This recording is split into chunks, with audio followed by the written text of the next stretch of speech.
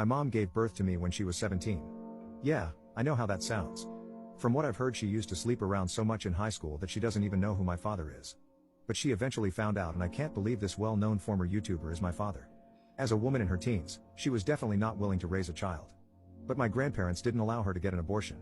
As a result, she was forced to take care of me. She was the opposite of a good mother. If I was crying, she would put on loud music and pretend that didn't exist. There were nights when I had to go to bed hungry because she refused to breastfeed me and I wouldn't eat anything else. Thankfully, my grandparents noticed this and took me under their care. My mother was happy to stay away from me and went back to her type of lifestyle. She moved out into a dorm to prepare for college. My grandmother took proper care of me at home, and my grandfather would take me to the park often. He had a surgery done on his hip, so he wasn't able to move that much, but always made sure to play with me. I consider them my real parents and will always be grateful to them. When I was 4 years old, they hired a babysitter to take care of me because they had to attend a wedding. On their way back, they had a terrible accident and unfortunately didn't make it. As a kid at the time, I didn't know that my life was about to become a living hell. I cried for days and days. The house was in my mother's name, so she moved back.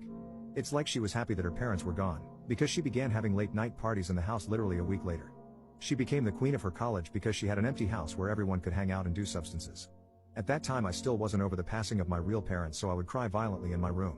Sometimes my cries would reach downstairs, and I guess her friends asked about it because she would barge into my room with anger on her face and put tape over my mouth.